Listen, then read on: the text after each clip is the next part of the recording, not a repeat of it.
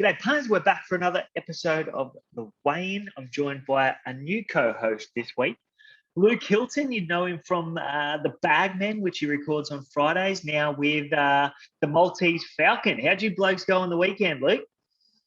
Look, we went okay. Missed the quaddie, but the Maltese Falcon, Malta's one and only Amiche, gave Sejardan a big push for the punters and duly saluted. And I think it was might have been third favourite in the market at the time. He really gave it a big push and said it would start favourite, and it did, and it won. It saluted, so got something home for the punters there.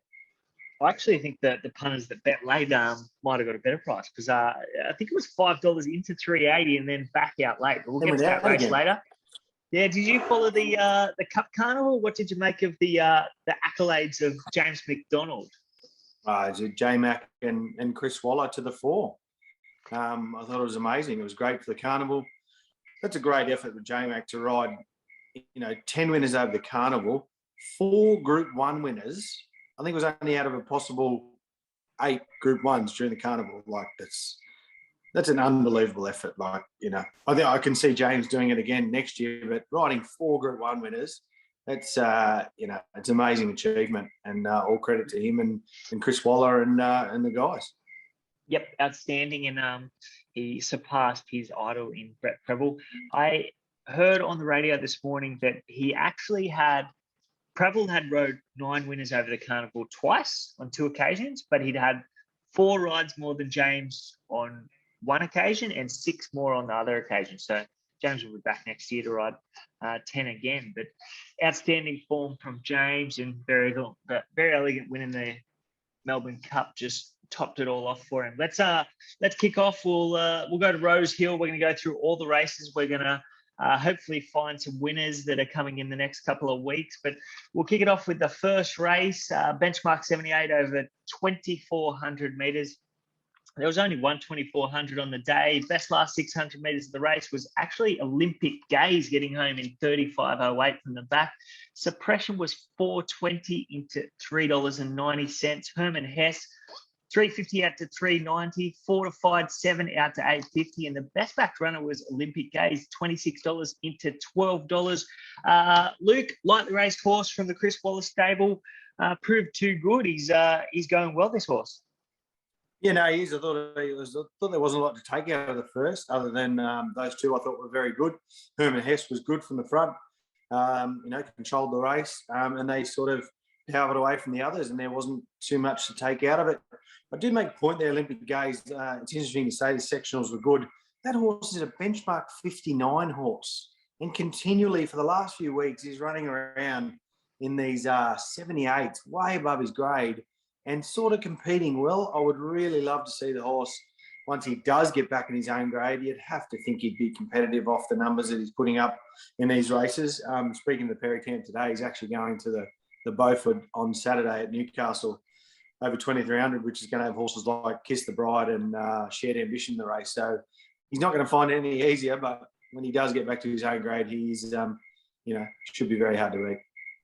Yeah, no doubt. He's as you said, a 59 rater. So even though he's coming in on the limit, he's still not well weighted, even with the claim for Jenny. No. But his true weight should be way down. He's a Class 2 horse. The horse that I want to follow out of the race, I want to follow the winner. He's going to continue to get better. He ate up that 2,400 metres there, and he was really going away on the line, and he actually ran into a little bit of trouble early on. He got onto heels, but he's a horse that we can follow into the future. The second race was a Class 3 highway over 1,500 metres. There was only one 1,500 on the day.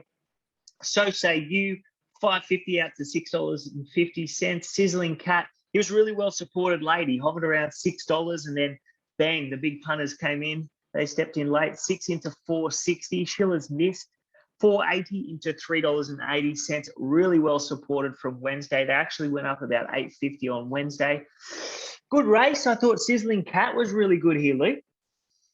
Yeah, I thought it was a good race. Terry Robinson, the bloke's a freak bringing these horses to highways. I think I don't know the stats, but I wouldn't be surprised if he's won the most out of all the country trainers. But, this horse was probably overdue to win one. Did get it on the weekend. Tommy gave it a great ride. I thought the two horses out of the race, I sort of found two horses that I really want to follow out of this. The first one is the main one, Chase My Crown. Oh, my God. Each time it's come to Sydney, it hasn't seen any part of the track. Well, actually, it's seen a lot of the track, but nowhere where it needs to be. It's 4 wide the trip and had the audacity to burst clear at the 200 and only got sort of throttled down in the last 100 metres. They ran over the top of him. I think this horse has got a massive future. And if he can get a race when he comes to town, gets a barrier to start with and gets a few breaks, he's going to be really, really hard to beat in one of these highways. And I thought the other one from the back and over a bit further was Point Counterpoint. He was first up 1,500 on Saturday. He's a horse that gets out over 1,800 to 2,000 metres. And I thought he's definitely one as he gets out in further and into his preparation. Yep, I agree with. I definitely agree with Chase My Crown. Never on the track. She shot to the front and just picked up late. I'm not sure where they go to with this preparation because she's had 6 runs already, but they tried her in a Kembla Grange Classic last preparation. So she's definitely got ability and she can pick up a couple of these next preparation, no doubt. Horse for me that I want to follow, Sizzling Cat. I think second up over 1,500 metres. He only strips a bit of that. Not 100% sure if Tyler knows completely how to use his claim at this stage. I think he could have got on his bike a little bit earlier. With that horse, he probably had a chance to get onto Schiller's Miss back and then peel to the outside, and I think he would have proved too good for them. But we'll move on. The third race was a benchmark 78 over 1,800 metres. The best last 600 metres here was actually another one. I thought he was going to drop out and run a clear last, but he came again late and he recorded the best last 600 home in 33.83. Shibley was $2.90 out to $3.20. I think they went up a lot shorter than that earlier in the week. Jazzland, $3.60 out to $4. Lady Loves to Gamble. She hovered around $10 for most of the day. Best backed runner was a couple expected odds. Prodigy, I'm not sure that this horse has come up, but he was $31 into $15. And Avion Fury, first up, no trials, $51 into $21. Shibley, Tommy Berry made it 3 from 3 here, Luke. Yeah, can't knock winners, and this horse just keeps winning. Tommy Berry's absolutely on fire on the weekend too. He gave the gun ride, put him away, and won convincingly. A little bit of a bunch finish this one, other than, like you said, Prom Prodigy was out the back door and was disappointing on the weekend and may not have come up this time. I thought one of the best runs in the race was probably was Jazzland as well. I thought that horse was really tough. He, set the pace. He ran along in a good tempo, and he just kept fighting. He's going to be 4th up next run. I think he's absolutely ready to peak. He's had 2 miles, 1,800. He goes to 2,000 now. He's going to make all his own luck out in front, and I think he's probably ready to go really close and should be really hard to beat in a similar race next time around. Yeah, great. He's absolutely flying for the stable that's on fire. He just needs a really firm deck. I think a soft 5 is probably not completely to his liking. He'd probably want a good 4 or a good 3, but yeah, I agree. Flying and will be very hard to beat at his next start. The 4th race was benchmark 78 for the fillies and mares over 1,100 metres. Similar overall time to the Golden Gift. They zipped home here, home the last 600 metres, 6 lengths faster than the Golden Gift. Amiche was well supported earlier in the week, but then on the day, $3.40 out to $3.90. Undeniable wasn't well liked by the market. $4.80 out to $7, but she is just going outstanding. Oh Please Diana, $12 into $9, and the best backed runner was Salik. She was really heavily supported, $3 into $2.60. The best last 600 metres here was Oh Please Diana. Amiche, very good for the new stable, Luke, making her Sydney debut.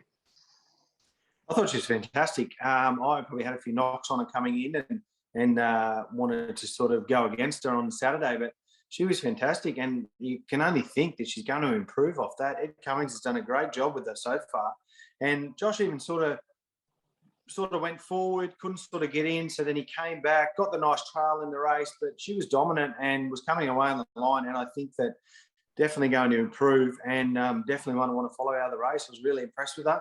And I'm pretty keen to see what Ed's going to do moving forward. As you said, undeniable. She tries her guts out all the time. That blow in the market was probably just Paddy. He always bets against the Zaman horses just to try and get them beat. So he probably caused that blow there on Zami's horse. But yeah, I really want to be able to Amiche for going forward. Just think I'm really keen to see the improvement in this horse and what it does with it. And like you said, Oh Please Diana, been going well, probably been up a fair while this time in. Maybe you might make some improvement if she has a break and comes back again. Yep, Amiche for me out of the race.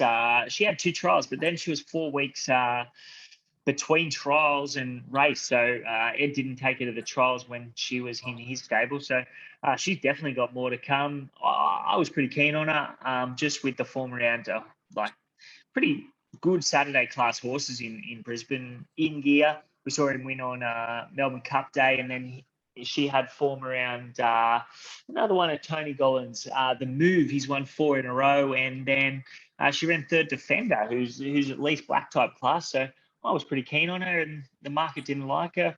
Well, that's not completely true. The market, she sort of just got back to where she opened up with the heavy support for Salik late in betting. But good race, and Amiche's the one that I want to follow. You beat the market. You beat them. You got them there him. for the punters and the members. I just got him. The Country Classic. We didn't find this horse. There was only 2,000 metres on the day. Real Time Warrior.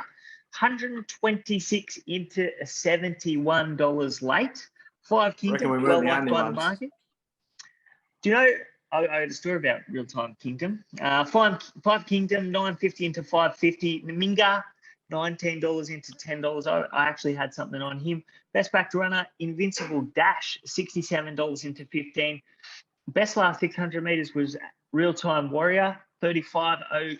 Do you know, I made Real Time Warrior my best of the day at Grafton in a benchmark 66 the start before this, and he runs second to Lefroy.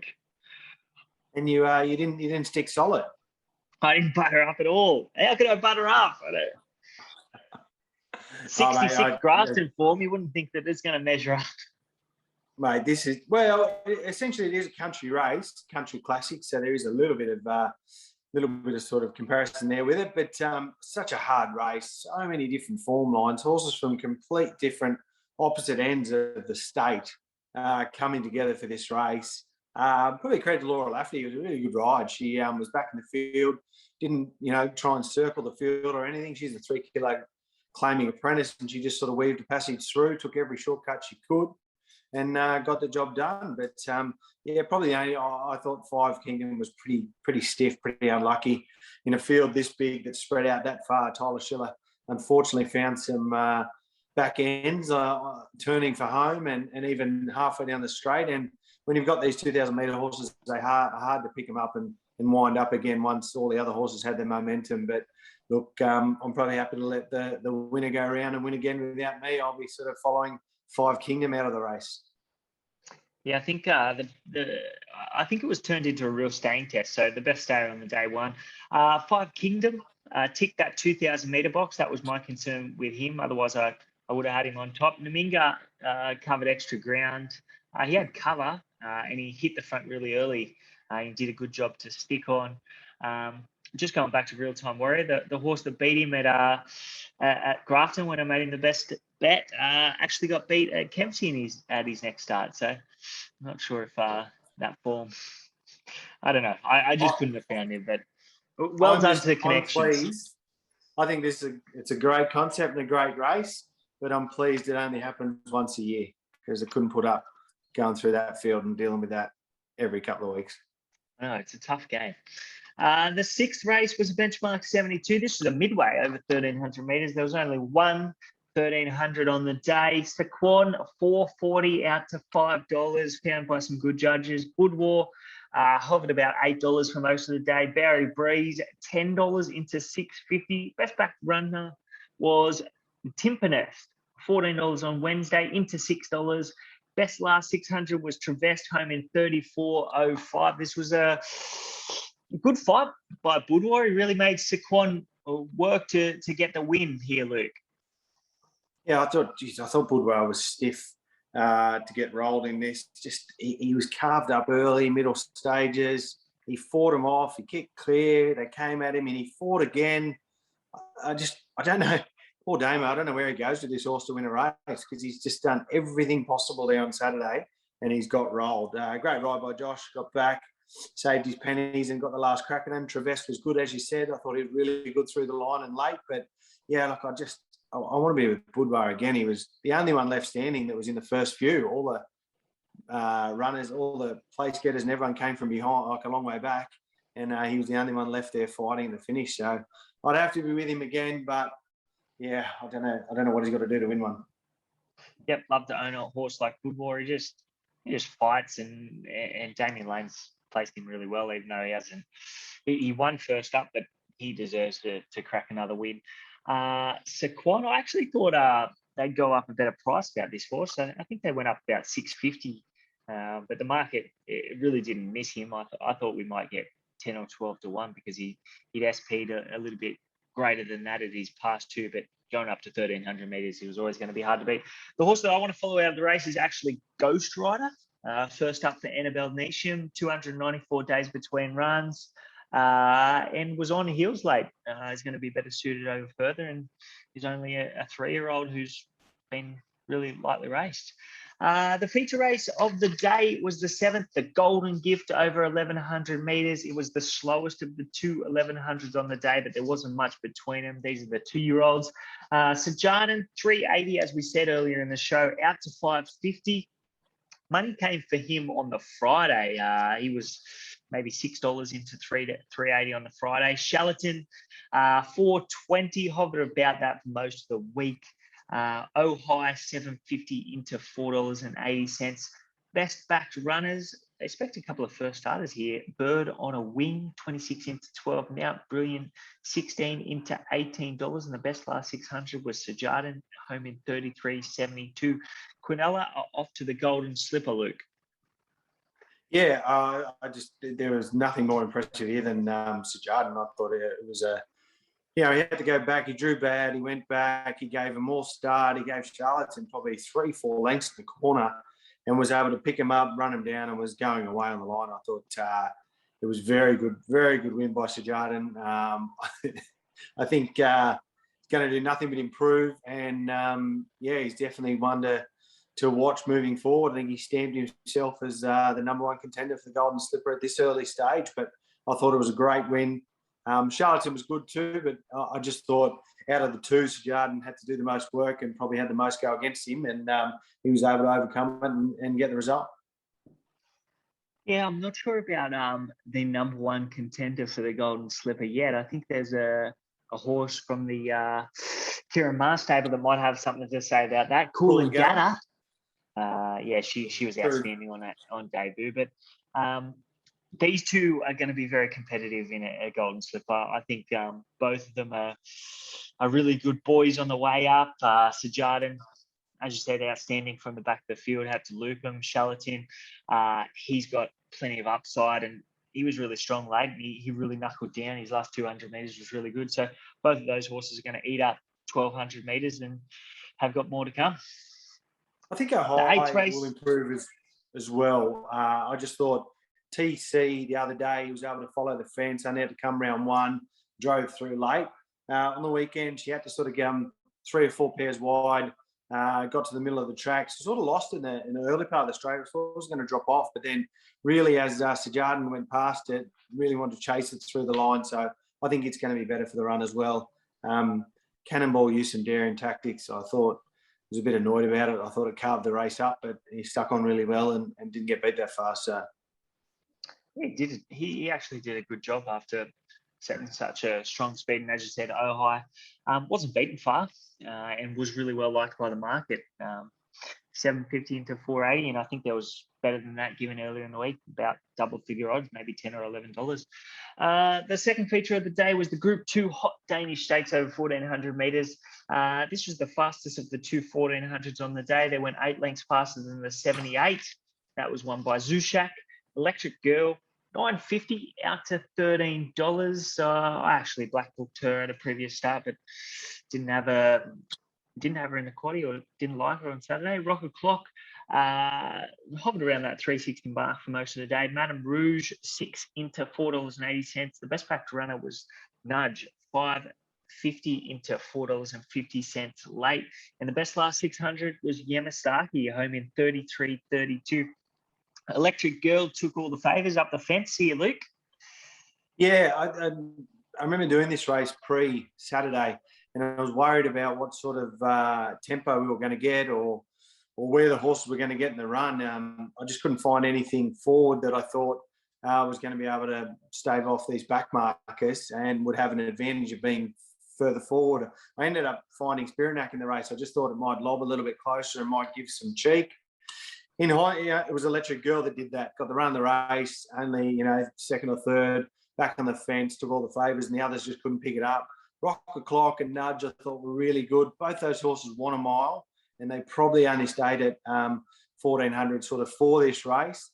I remember doing the pre-race and thinking that it was a question mark whether they could go 14 again, but I think they're both screaming out for a mile, and once they do get to a mile, that'll be that's their race. I don't know where they go now, though. Maybe a gong, something like that. I'm not sure, but that's probably where they're both heading. Yeah, Electric Girl, I was probably a little bit harsh on her saying she got all the favours because she did have to chase that tearaway leader, Fashionelle, and she did a good job to stick on. She's only an 83 benchmark rating. So Rocket Clock and Madame Rouge are 105 and 104 benchmark ratings respectively. So I thought if she found a fillies and mares benchmark race, she was going to be seriously hard to beat. But she's stepped up to stakes rating. She's won really well here. That race from Randwick a couple of weeks ago that Quantico won, that's turning out to be a red hot form race. Quantico's gone on one. Electric Girl's now come out one. I think third might have been Gravina in that race, so he might be going around at Kembla on Saturday. So interested to see how he goes, but that's a race we can follow into the future. Outside of, I don't really want to follow anything in the race. Bit of a bunch finish behind Electric Girl. Anything else to add there, Luke? No, I think you've covered it all there. Yeah, I banged on a little bit too long there. The ninth race was a benchmark 78 over 1,200 metres. There was only one 1,200 on the day. Blazer Trail hopped around 360 most of the day. Fox Fighter was the well-supported runner, 360 into $2.90. Opened up 460 on Wednesday. Nick Tock, 19 out to 27. Best last 600 metres was Kinlock home in 33.64. And Tommy notched up his fourth winner of the day on Blazer Trail here, having his first start for the new stable, Luke. Yeah, he did a really good job. I remember this horse when Matty Vella had it. They always had a big opinion of the horse, and it promised a lot. I think we're slowly starting to see that. To see him win on the weekend, I thought he did a really good job. You'd only expect him to improve. He was first up there. He beat a good bunch of horses who were all sort of been in form. So I think you can only see him improve. Definitely want to follow him out of the race with the Mara and Eustace camp now. And I thought he did a really good job. And as I said, yeah, I think he's got to have improvement. I'm interested to see where he goes to now. And he might sort of reach those heights of where they first thought he'd get to. Yeah, he's done a good job to win over 1,200 metres here, because I know Matty stretched him out to a mile and a quarter last preparation. So if he can be stretched out to a mile plus, he's going to be for a fruitful preparation, I'd suggest. The last race was benchmark 78 over 1,400 metres. It was the slowest of the two 1,400s on the day. Zushak, $4 into $3.60 late. Blesk, $3.80 out to $4.20. Swab, $6.50, hovered around that mark for most of the day. Best back runner was actually Francesco Guard, $26 into $14, and the best last 600 was Blesk home in 33.64. He's just a good, honest, on-speed horse who was on a 7-day backup. Rock hard fit, Luke. Yeah, he got all. Not say he got all the favours. He makes his own luck being up there on speed, but I think the big difference this week was the 3 kilos of Tyler Schiller. Had Nash on last week, and only got bloused late. This week, different story. Joe took the 3 kilos off his back, and in the end, it proved the difference, and he was able to hold off the charges late, and was a pretty good win. One I sort of want to make mention of following out of this race is War Eternal. I thought he was 3 and 4 wide most of the trip. He didn't get a lot of luck. Sort of looked gone on the corner, and then when you watch him, he was sort of strong through the line, or was holding his own through the line. So, he came back from Group 3 grade to this, didn't get any luck. I think he goes this week to the Spring Champion Stakes at Newcastle, back to 3-year-old grade up to a mile. I just think that horse has shown talent. I think he's got a fair bit of ability, and I think he could measure up in maybe 3-year-old grade over the summer or something like that. But he's probably one that I'm a bit forgiving with in that race. But all credit to Zushak. Yep, just having a look at the all-in market for the Spring Stakes. He's currently $13. So any punters out there that want to take that $13, it's available with Sportsbet. Horses that I want to follow out of the race. I thought Welsh Legend was really good first up. She didn't have the best of luck. She was coming in off one trial, and she was only really clear late. She's going to get better over further. And maybe a Starguest. He wasn't suited by the wide draw. He went back to last and hit the line hard. He had very similar closing sectionals to Blesk. So that's it from me. Any horses? Did you identify one in particular that you want to follow out of the meeting, Luke? Oh, Chase My Crown. Anywhere he goes. I'll be happy if he comes back to town. I know the Wilkes team there at Taree there. They might find a race for him in the country somewhere, or the provincials. But yeah, I want to follow him wherever he goes. Just depends how much you have on. Okay, we'll be following Chase My Crown at her next start. That's it from me. The horse that I want to follow out of the meeting, I think Media Starguest is going to be hard to beat at his next start. I think that he just needs to draw a gate. If he can be ridden positive, he's going to be really hard to beat in a race like this. He's eligible for midway class as well. So Media Starguest from me. Thanks for coming on the show, Luke. Have a great night. Enjoy Yellowstone. I know you've missed out on it so far. It's new on Stan, so our punters haven't watched it. Hildo's tip of Yellowstone. Oh, massive tip. You won't regret it, that's for sure. It's an absolute winner. All right, thanks, punters. Thanks, Hildo. See you, mate. Bye.